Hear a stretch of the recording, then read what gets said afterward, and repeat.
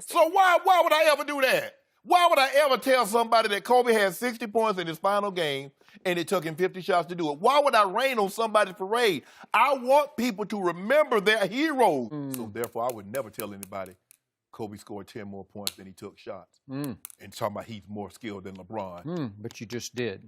I said that out loud? Yeah, you're raining right on that parade. Oh, cut my mic, Healy.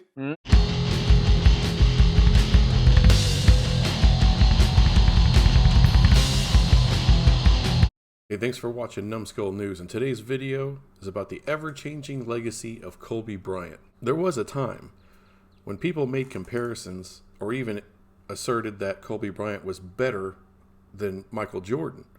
Somewhere along the timeline, LeBron has passed him in a lot of people's view, at least a lot of people on TV. If you had to pick one or the other, you're starting a team, you're going to take LeBron. And I love Kobe Bryant. He's one of the 10 greatest players ever. But this guy, LeBron James, like Michael Jordan was on a whole nother planet compared to guys. This guy, LeBron James, is on another planet. Okay, this has been a tough 24 months for Kobe Bryant since LeBron beat the 73-win Warriors. Because Kobe always wanted the discussion to be Kobe and Michael. And the discussion he got was Kobe and Duncan. And there's nothing wrong with that. There's nothing wrong with that. And of course, there's something wrong with that.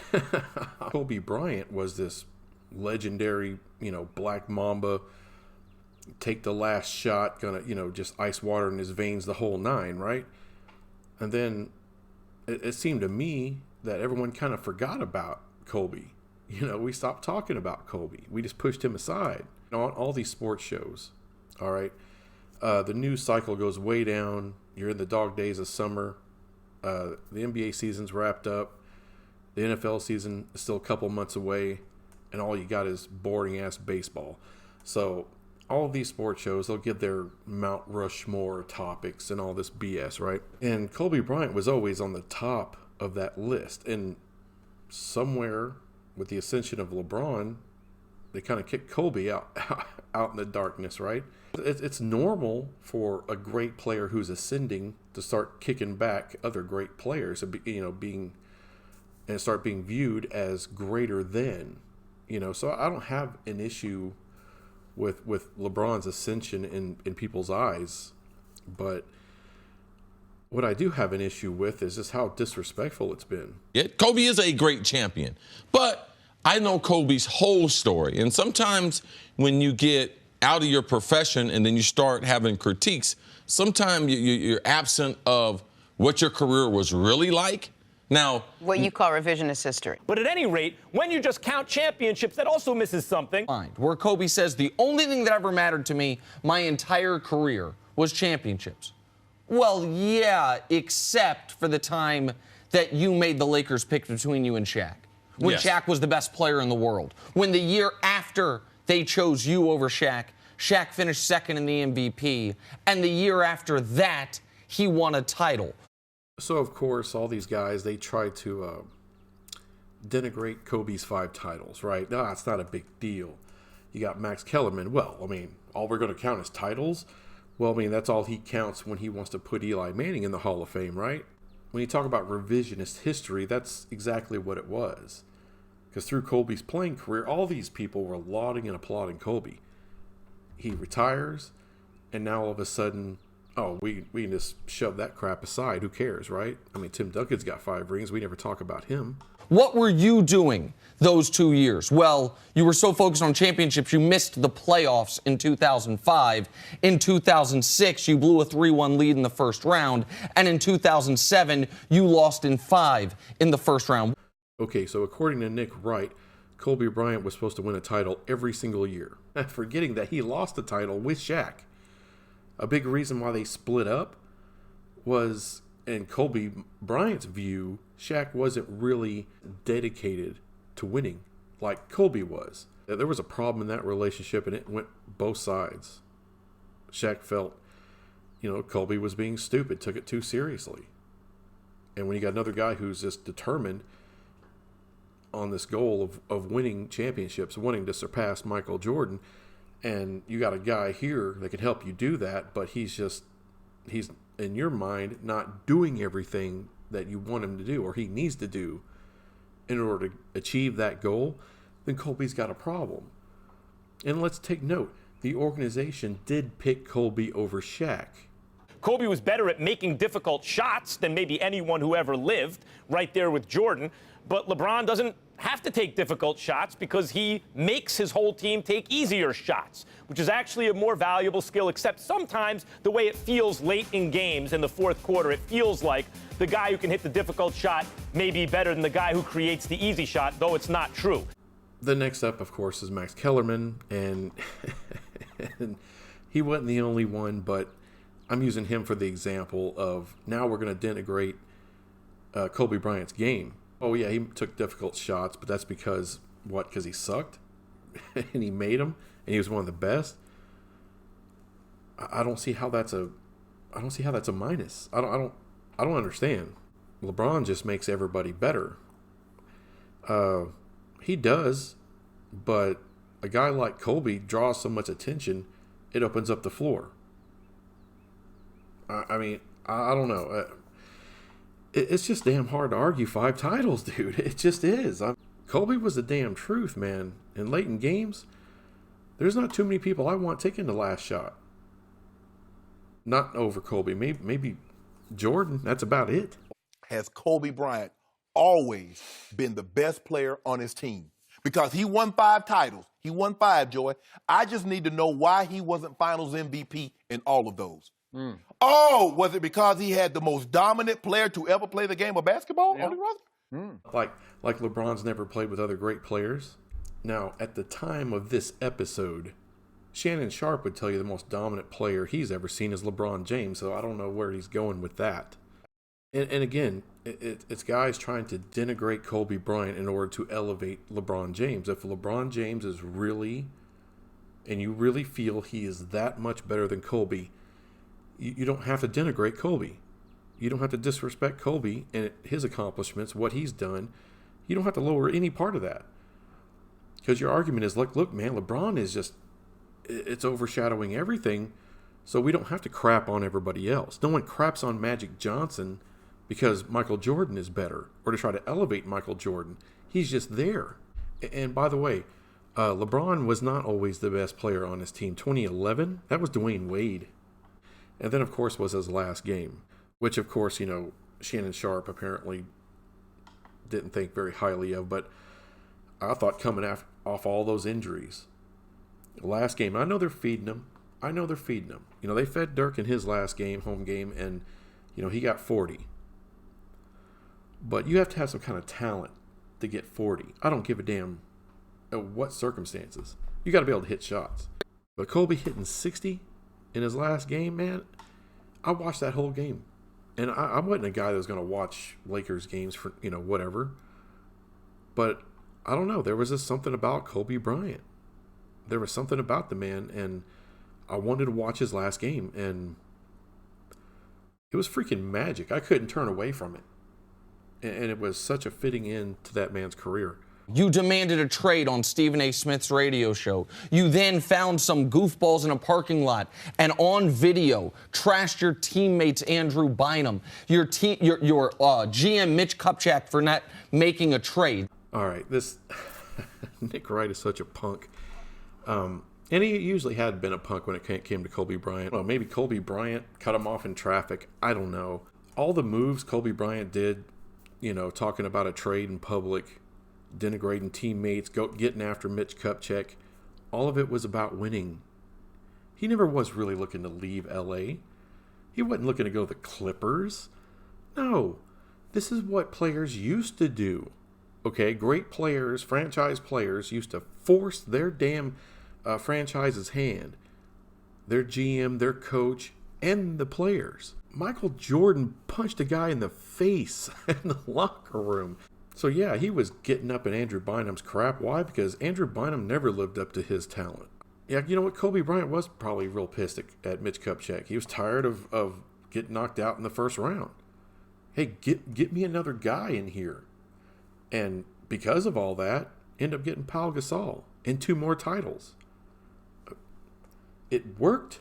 But unfortunately, that's not the only part of the legacy that has been brought up. We have to talk about the Colorado incident, right? The sexual assault allegation. And a prominent stand-up comic who I find very funny decided to tweet something that wasn't very funny.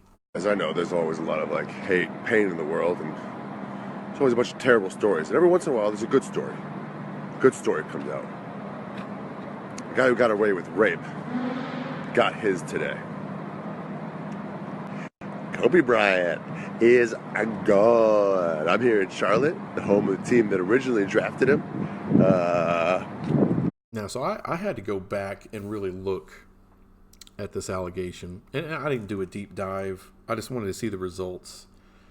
And apparently the case was thrown out because the young woman decided not to testify during the trial. So they threw it out. There was a settlement.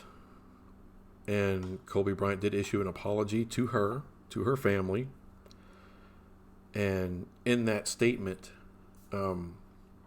it's a pretty eloquent statement as well, but in that statement, he said to him, everything happened was consensual. It was wrong. He cheated on his wife, but it was consensual to him. And he said he realizes to her it was not consensual. And he apologized for that and the pain that he caused her.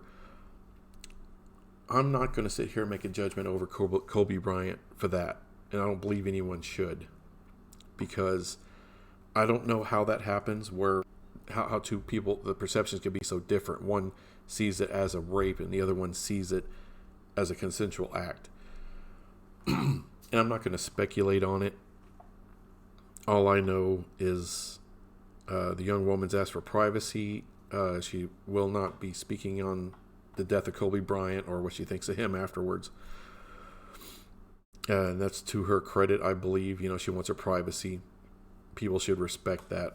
Again, I don't want to make judgments. I don't think it's fair. And for Ari Shaffir to make that judgment and then to dance all over Kobe's grave, I mean, that's one thing to dance all over one man's grave, but when it's his 13-year-old daughter, his beautiful daughter Gianna, and by the way, there's 3 or 4 other kids on that helicopter and their families, and we should all be in prayer for all those people. I know it's been a week, but that's going to be a long, lifelong healing process. And those people should routinely be in all of our prayers. I think Ari Shaffir did a shit thing, and there's going to be a price to be paid because he's going to lose fans over it. He may lose some friends over it. I mean, I don't know how much Joe Rogan wants him back on his podcast after that, because that's a lot of heat. You know, so he may lose some gigs. I mean, I don't know how it's going to affect him yet. We'll see. But it's not like Ari Shaffir, you know, was Joe Rogan, who's got this huge platform and huge fans who are going to stick with him no matter what. Not everybody knows Ari Shaffir. They know him through other comics. He's not nowhere big enough to pull some shit like that. And, you know, it's unfortunate because I was an Ari Shaffir fan and now I just don't know. And that's going to be that's going to be a consequence he's going to deal with. Not me, but just a lot of people out there that kind of liked him. And now they're like, you know, I can live my life without ever hearing that dude again. But overall, it's just weird how liberals tend to eat their own, you know. Because Ari Shaffir is a very liberal guy. And I'm not saying they have to defend everything that other liberals do. But in a case like that, when you really don't know what happened, I mean, the only people who know the truth about what happened that night is Kobe and the accuser. I don't know how you come up with, oh, he's a rapist. Like, did he do time in jail for rape? No. Did a jury of his peers find him guilty? No. If there's actually some proof that he was a dirty rapist, then screw him. The hell with him. But this doesn't exist, folks. It doesn't exist. The kind of athlete, the kind of star that was perfectly cast on the Los Angeles Lakers. Kavita, if I could ask you. All right, that last clip, I just wanted to touch on it. And the reason I bring it up is because that MSNBC reporter or TV personality, whatever she is, she issued an apology where she said she tried to combine the words of the Knicks and the Lakers and it came out accidentally as Nakers. I want to make sure y'all know I'm not saying the wrong thing. Yeah, Nakers, and that is not what she said. Okay, I'm a redneck. I live in Texas. I live in the South. I'm proud of being from the South. I'm proud of being a redneck. But I have heard the N-word many times. I'm somewhat of an expert on the N-word. I've heard it enough from black people, from white people, from Hispanic people, from everybody. That was not Nakers. That was Nigers. That's what that was. There's no getting out of it. She's trying to make an excuse. There's no excuse. So overall, what do we know now with Kobe's legacy? Well, now everyone, since his death, has become very respectful. Even Nick Wright has said he. I want to paraphrase here a little bit because I don't have the exact quote in front of me, but he has a regret for how hard he was with Kobe, how disrespectful at times he was, and he'll have to live with that. So at least I could say, okay, Mr. Wright acknowledged that perhaps he was a little bit too harsh, and maybe he shouldn't have been so, disrespectful. But now the legacy is starting to change again. Magic Johnson said, hey, Kobe's the greatest Laker. I don't think he's ever said that before. And now everyone else is kind of glomming onto that, saying, yeah, Kobe absolutely was the greatest Laker. And so now everyone's putting him closer to maybe the top 3. Anyway, that's all I have on this. And I'll be back with some other crap later. Bye.